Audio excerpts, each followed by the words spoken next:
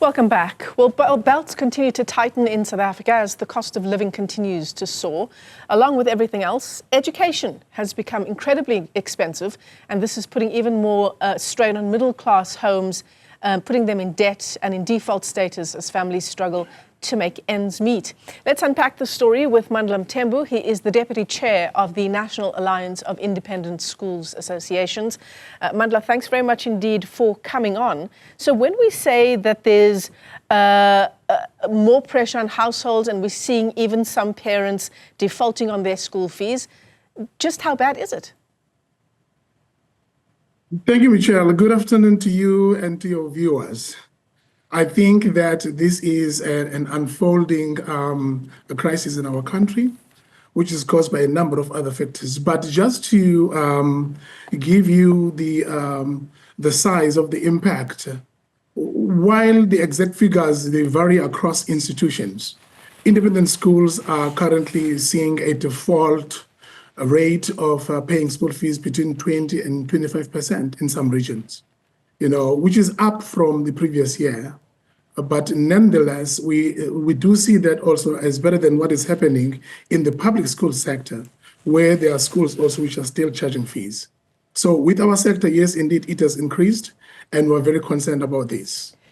I suppose the issue as well, Mandla, is the fact that school fees have consistently increased over the years, whereas salaries have not. Yes, indeed. That is very true, very true. When you look at the fact that the growth of salaries has always been linked to inflation, which does not necessarily, it does not necessarily reflect the ability of parents to pay.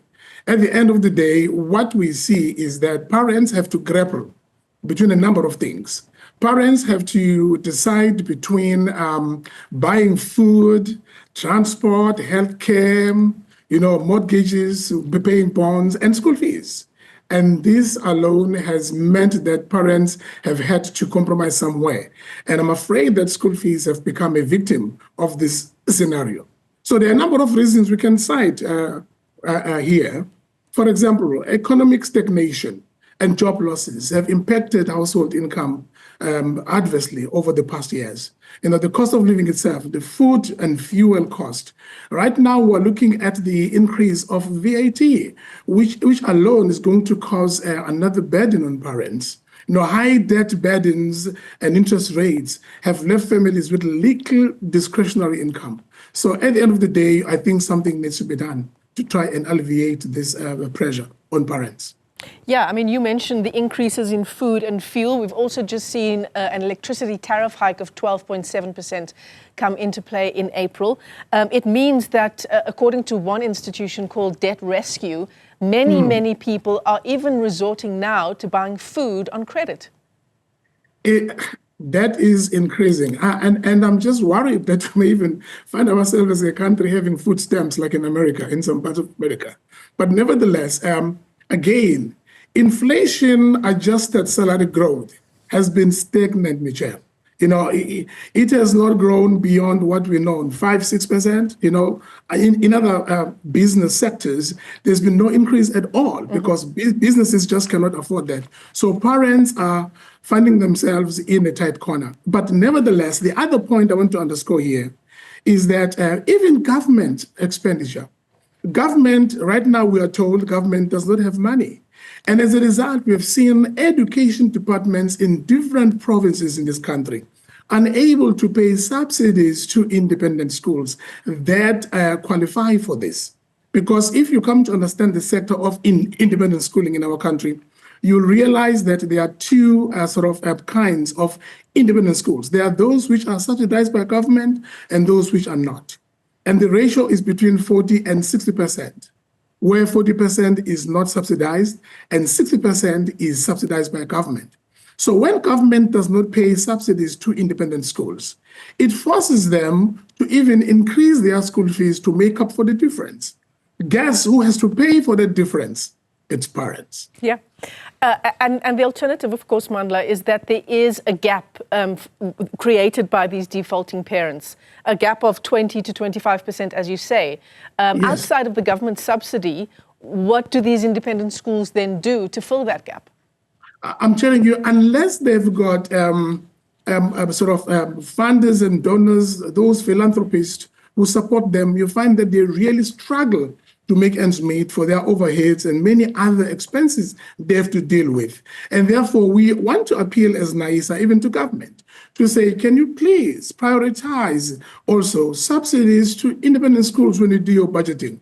Because one thing we've come to realize and see over the years is that independent schools tend to be somewhat treated as a stepchild of education in our country, which should not be the case, because we're all partners to make sure that our children get quality education and we actually invest in them. Government should not see education as something to gain from in terms of revenue, but government should see education as an investment for the future of our country. It's a great shame, isn't it, that education does seem to have taken the back burner in our democracy. There are huge numbers in terms of children who are in grade 4, I believe is what the studies suggest. They're in grade 4 and they still cannot read for meaning. I mean, we can't be putting this choice to parents to either put food on the table or get your children into a decent school. Michelle, you are raising an important point. I cannot emphasize this enough, but I'm happy that we've got the 2030 vision for early childhood development.